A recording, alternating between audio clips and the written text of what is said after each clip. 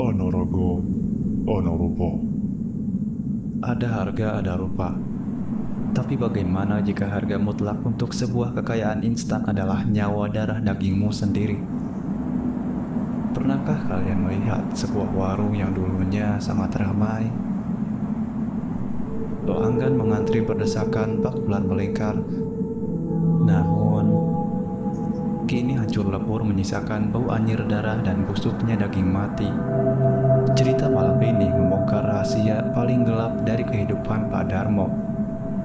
Sebuah perjanjian gaib yang paling laknat di makam keramat demi meraup kekayaan dalam semalam. Yang pada akhirnya harus dibayar lunas dengan jeritan-ritihan keluarganya setiap 10 tahun sekali. Duduk yang nyaman, matikan lampu kalian karena di mana cahaya padam, disitulah kisah dimulai.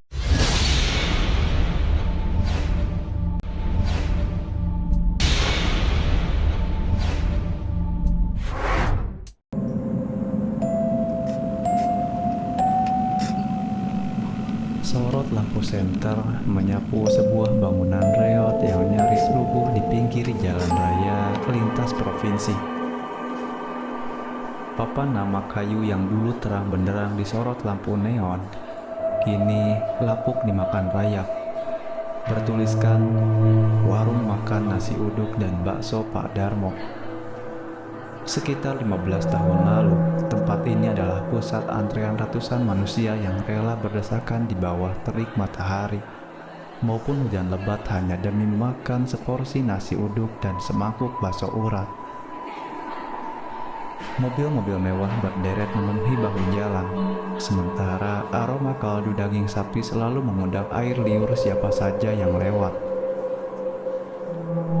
Kini, yang tersisa hanyalah sarang laba-laba berdebu, beling pecahan mangkuk bergambar ayam jago, dan anehnya, sebuah bau anyir darah kental bercampur aroma bangkai yang entah mengapa tidak pernah hilang terbawa angin malam. Penduduk setempat bahkan tidak berani melintas di depan bangunan ini jika matahari sudah mulai terbenam. Konon, kekayaan memang bisa diraih hanya dalam satu malam jika seseorang berani menggadaikan imannya. Namun, di dunia gaib yang gelap, tidak ada satupun bantuan yang gratis. Selalu ada harga mahal yang harus ditebus dengan air mata dan darah. Cerita kelam kali ini datang dari seorang pria putus asa yang berani menjual masa depan keluarganya demi tumpukan harta fana. Sebuah perjanjian kelam dengan entitas iblis di makam keramat yang pada akhirnya mengubah surga duniawi keluarga menjadi neraka jahanam yang tak berujung.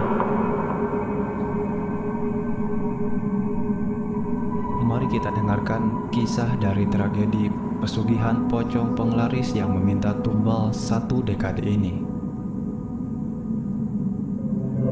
Mundur jauh ke masa lalu, tepatnya 20 tahun silam. Pak Darmo bukanlah siapa-siapa. Ia hanyalah seorang ayah miskin beranak 3 yang terlilit hutang rentenir darat hingga ratusan juta rupiah. Bisnis sembako kecil-kecilannya hancur lebur ditipu oleh rekan kerjanya sendiri. Rumah warisan peninggalan orang tuanya nyaris disita oleh bank. Setiap malam, Pak Darmo hanya bisa duduk merenung di teras rumahnya yang bocor dan menghisap rokok kretek murah sambil meremas rambutnya yang mulai memutih. Dari dalam bilik kamar, ia selalu mendengarkan isak tangis tertahan dari istrinya, Bu Parti, yang kebingungan mengais sisa beras di dasar karung untuk makan anak-anak mereka esok hari. Wes entek ngenteki Pak, belum boten kuat nahan isin ditagih utang saben dino. Sudah habis-habisan, Pak. Saya tidak kuat menahan malu ditagih hutang setiap hari. Keluh Buparti suatu malam. Keterpurukan yang amat sangat itu membawa Pak Darmo pada sebuah bisikan sesat dari seorang preman pasar kenalan lamanya. Nek kowe wani lan nekat rono menyang Gunung Wijil, jaluk sugih marang sing bau rekso. Kalau kamu berani dan nekat, pergilah ke Gunung Wijil. Minta kaya kepada yang menguasai tempat itu.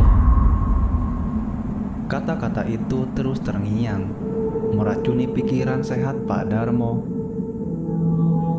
Didesak oleh rasa putus asa yang mencekik leher dan ego sebagai kepala keluarga. Pada suatu malam Jumat Kliwon yang diguyur hujan gerimis berangin kencang, Pak Darmo nekat mendaki lereng Gunung Wijil yang gelap gulita tanpa membawa penerangan yang memadai. Hutan pinus di lereng gunung itu terasa hidup. Suara burung hantu dan nolongan anjing liar memecah keheningan malam yang mencekam. Di puncak bukit tersembunyi, ia berhasil menemui seorang kuncen. Tua renta bertubuh bungkuk yang tinggal sendirian di sebuah gubuk reog, tepat di sebelah cungkup makam keramat tanpa nama. Sang kuncen menatap Darmo dengan sebelah matanya yang tertutup selaput putih katarak, lalu tersenyum menyeringai memamerkan deretan giginya yang hitam legam akibat mengunyah sirih. Kowe yakin arep nglakoni dalam ireng iki? Syaratnya abot pisan, Duk. Sugihmu ora suwe, lan nyowo bakal diwales nyowo. Kamu yakin akan melakukan jalan hitam ini? Syaratnya sangat berat, Nak. Kayamu tidak lama, dan nyawa akan dibalas nyawa.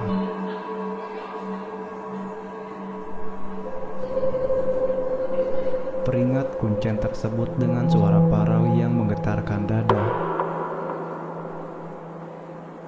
Namun, Darmo yang matanya sudah digelapkan oleh bayangan tumpukan uang kertas mengangguk mantap tanpa ragu sedikit pun.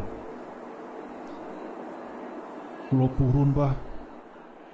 Kulo mboten sudi melarat terus-terusan. Saya mau, Mbah. Saya tidak sudi miskin terus-menerus, jawab Darmo dengan nada penuh amarah. Malam itu juga, di bawah rintik hujan yang sedingin es, ritual ilmu hitam itu dilakukan.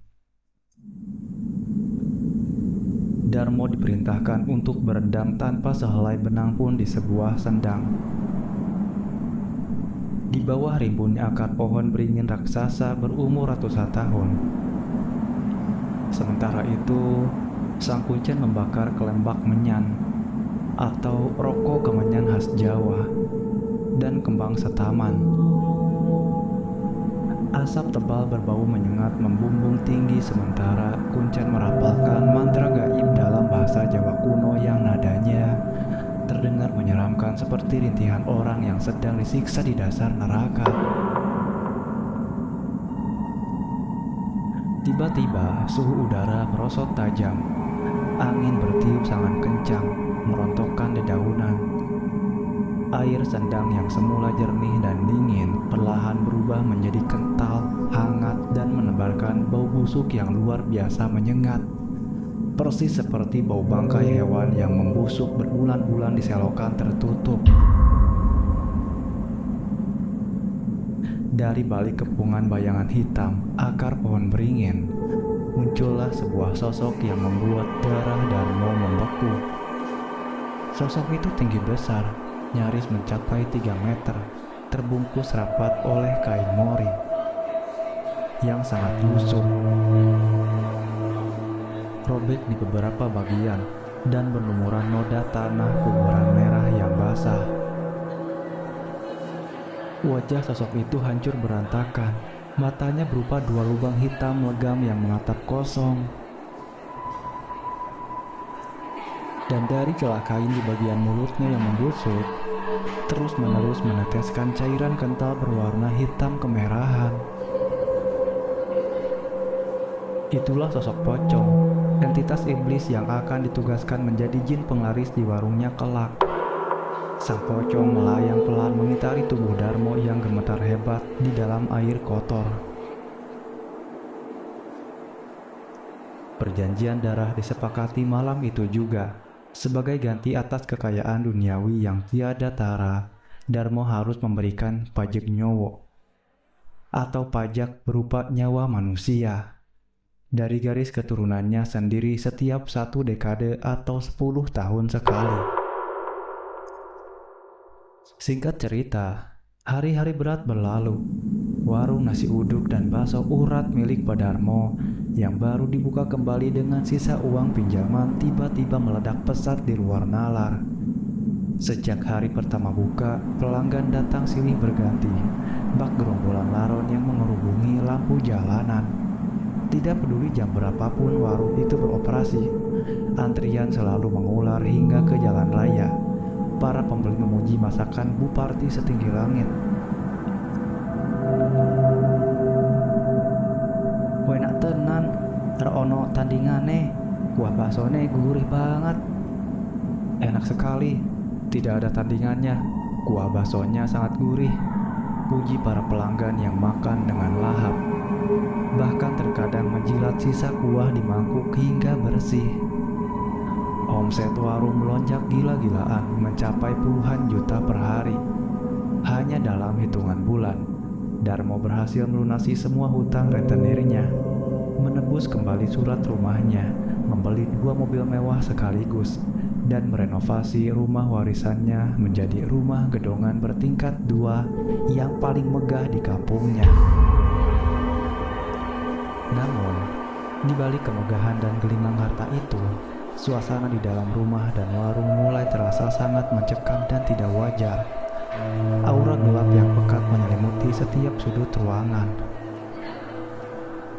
Pertanda keanehan gaib mulai bermunculan satu persatu. Anak bungsu Darmo yang baru berusia 6 tahun, sebut saja Bima, mulai menunjukkan gelagat ketakutan yang ekstrim. Bima seringkali menangis histeris dan menolak keras setiap kali diajak masuk ke area dapur warung yang selalu lembab. Di suatu sore yang mendung, Bima yang sedang bermain kelereng tiba-tiba terdiam kaku menatap ke arah langit-langit sudut dapur, tempat panci kaldu sapi raksasa diletakkan. Dengan tangan gemetar dan wajah pucat pasi, ia menarik ujung baju ayahnya. Bapak, ono wong dhuwur neng pawon, raine elek banget. DE ngidoni panci bakso.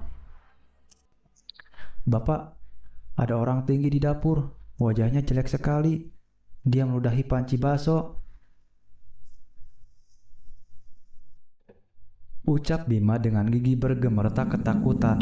Mendengar hal itu, Pak Darmo panik dan langsung menampar pipi Bima, membentaknya agar diam, dan segera mengurung anak bungsunya itu di kamar belakang yang gelap. Namun, rahasia itu tak bisa terus disembunyikan. Bu Parti pun perlahan mulai menyadari keanehan yang mengerikan. Setiap kali ada sisa kuah bakso yang secara tidak sengaja dibawa pulang ke rumah dan dibiarkan hingga keesokan paginya tanpa dipanaskan, kuah berlemak itu akan berubah wujud menjadi air keruh yang dipenuhi oleh ribuan belatung putih yang menggeliat dan gumpalan rambut-rambut rontok yang panjang menjijikan. Tak hanya itu, bau kembang telon selalu menyerbak sangat tajam di lorong rumah mereka setiap kali jarum jam menunjukkan angka 12 malam. Diikuti oleh suara langkah kaki melompat-lompat di atas genteng dan suara ketukan kuku tajam di kaca jendela kamar Bu Parti. Waktu terus bergulir tanpa ampun. 10 tahun berlalu bak kilatan cahaya. Masa kejayaan Pak Darmo kini berada di ujung tanduk perbatasan gaib. Tenggat waktu perjanjian 10 tahun pertama akhirnya tiba. pocong kotor itu datang untuk menagih janji darah. Suatu malam yang sibuk, Buparti yang sedang membungkus pesanan pelanggan tiba-tiba kejang hebat dan jatuh pingsan hingga memecahkan etalase kaca. Mulutnya mengeluarkan busa bercampur lumpur hitam. Ketika dilarikan ke rumah sakit, dokter kebingungan karena hasil ronsen dan tes darah tidak menunjukkan adanya penyakit medis atau infeksi apapun. Semua organ vitalnya dinyatakan normal, namun kenyataannya di atas ranjang pesakitan. Tubuh Buparti mulai membusuk hidup-hidup dari dalam keluar. Kulit wajah dan lengannya melepuh hebat, mengelupas dan mengeluarkan nanah kuning berbau bangkai yang membuat para perawat tidak tahan berada di ruangan yang sama. Setiap malam, Buparti berteriak kepanasan, mencakar-cakar dinding kamar isolasi hingga kuku-kukunya terlepas berdarah. Tulung, Pak, panas banget rasane. Akeh cacing ning wetengku, Pak. Tolong Pak, panas sekali rasanya. Banyak cacing di perutku Pak. Jeritnya dengan suara yang nyaris habis. Pak Darmo panik. Ia menyewa puluhan orang pintar dan kiai untuk menyembuhkan istrinya. Namun entitas pocong itu terlalu kuat. Puncak kengerian yang membuat trauma seumur hidup terjadi tepat pada malam Jumat Kliwon. Di depan mata kepala Pak Darmo dan ketiga anaknya yang menangis mengelilingi ranjang, mata Buparti tiba-tiba melotot tajam ke atas. Ia batuk tersedak lalu memuntahkan isi perutnya dengan muntahan yang menyembur deras. Bukan sisa makanan atau darah yang keluar, melainkan gumpalan tanah kuburan yang basah, paku-paku berkarat sepanjang telunjuk dan potongan-potongan kain kafan lusuh yang identik dengan kain milik sang pocong penglaris. Setelah muntahan terakhir yang berupa segumpal rambut hitam tebal, Buparti menghembuskan napas terakhirnya dengan mata melotot ngeri dan rahang yang menganga kaku. Kematian tragis itu menyisakan duka teramat dalam. Namun, bukannya bertobat dan menghancurkan jimat pesugihannya, Pak Darmo yang sudah sepenuhnya dibutakan oleh iblis keserakahan justru memilih diam. Ia merelakan nyawa istrinya sebagai tumbal agar warungnya tetap laris dan hartanya tidak lenyap. Dekade kedua berjalan, warung Pak Darmo kini telah berevolusi menjadi restoran megah dengan puluhan karyawan. Namun, hukum karma gaib tidak pernah tidur. Tepat di tahun ke-20 sejak perjanjian dibuat, tibalah masa penagihan tumbal dekade kedua. Kali ini sasarannya adalah putra sulungnya sekaligus anak kesayangannya, Anton. Anton yang tumbuh menjadi pemuda arogan sedang mengemudikan mobil sport merah hasil jerih payah pesugihan ayahnya di jalan tol luar kota. Di tengah malam yang sepi, tanpa ada kendaraan lain di sekitarnya, mobil sport yang melaju dengan kecepatan tinggi itu tiba-tiba hilang kendali bak disetir oleh kekuatan tak kasat mata. Mobil itu membanting setir ke kiri, terbang keluar jalur dan menabrak pohon asam raksasa dengan benturan yang sangat memekakan telinga. Mobil itu hancur berkeping-keping, namun ada keanehan luar biasa yang membuat polisi dan tim SAR merinding ketakutan. Ketika proses evakuasi dilakukan, tubuh Anton ditemukan dalam kondisi yang tidak masuk akal. Tubuhnya sama sekali tidak terbakar meski tangki bensin meledak. Sebaliknya, jenazah Anton ditemukan tergencet di kursi kemudi dengan seluruh tubuhnya, mulai dari ujung kaki hingga ujung kepala, terbungkus sangat rapat oleh lilitan sabuk pengaman. Sisa kantong udara dan kabel-kabel mobil yang secara ajaib melilitnya dengan pola ikatan yang menyerupai 3 tali simpul pocong. Bau kapur barus menyengat sangat kuat dari bangkai mobil tersebut, menutupi bau bensin. Ketika wajahnya dibuka dari lilitan kabel, mata Anton ditemukan dalam kondisi melotot menatap ke arah kursi penumpang di sebelahnya. Seolah ia melihat sosok mengerikan sebelum ajalnya menjemput. Kematian beruntun yang amat tidak wajar ini akhirnya benar-benar meruntuhkan kewarasan pikiran Pak Darmo. Bima sang anak bungsu yang kini telah beranjak remaja memilih kabur dari rumah pada tengah malam dengan hanya membawa pakaian di badan. Karena ia terus-menerus diteror, Bima kerap melihat sosok ibunya dan kakaknya yang hangus berdiri di sudut kamarnya, ditemani oleh sosok pocong raksasa penglaris tersebut yang kini wajahnya membusuk tersenyum kepadanya.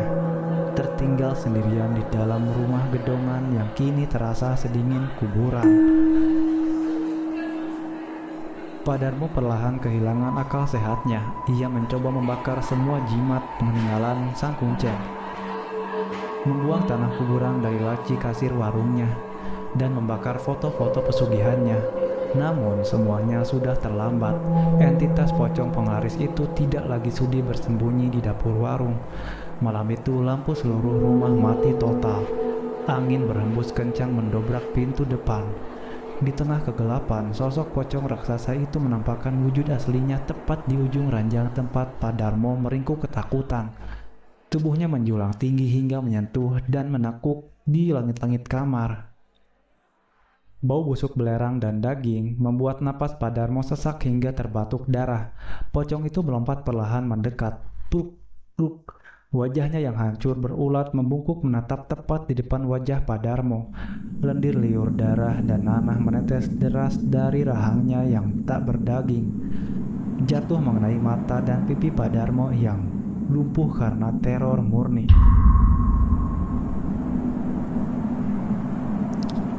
Tiba-tiba terdengar suara gaib yang sangat parau, berat dan bergema di dalam tengkorak Padarmo. Koe sing calo, koe sing nanggung, bawamu wes ente. Anakmu sing kerela nyawamu dewe. Saiki dadi duweku selawase. Kamu yang meminta, kamu yang menanggung. Hartamu sudah habis, anakmu yang terakhir dan nyawamu sendiri sekarang jadi milikku selamanya. Setelah kalimat itu menggema, pocong tersebut menerkam wajah Padarmo. Waktu kembali ke masa kini. Restoran megah itu kini telah hancur, rata dengan tanah di Sitabang.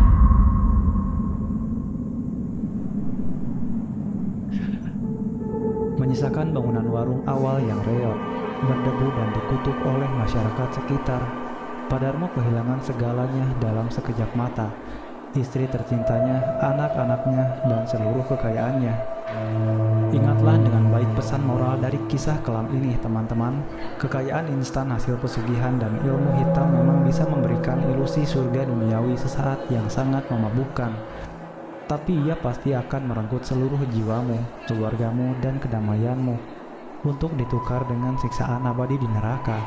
Jangan pernah sekalipun tergiur oleh kekayaan yang didapatkan dari jalan pintas atau sekutu iblis. Rezeki yang tidak diberkahi oleh yang di atas hanya akan membawa malapetaka berdarah yang kutukannya diwariskan ke anak cucu keturunan kita sendiri. Bagaimana menurut kalian semua? Pernahkah kalian menemui sebuah rumah makan atau warung di daerah kalian yang memiliki ciri-ciri aneh, seram, dan tidak wajar seperti warung milik Padarmo ini? Apakah rasa masakannya sangat enak luar biasa namun cepat basi jika dibawa pulang ke rumah? Coba bagikan pengalaman misterius atau pandangan kalian di kolom komentar di bawah video ini. Mari kita berdiskusi. Jangan lupa untuk luangkan waktu menekan tombol like, subscribe channel ini, dan nyalakan lonceng notifikasi agar kalian tidak ketinggalan kisah-kisah mistis, mitos urban, dan tragedi horor nyata lainnya yang akan kami bawakan. Jika kalian memiliki cerita horor pribadi yang ingin dibagikan dan diceritakan, silahkan kirimkan naskah kalian ke email resmi kami yang tertera di kolom deskripsi. Sampai jumpa di malam Jumat yang mencekam berikutnya. Di mana cahaya padam, disitulah kisah dimulai.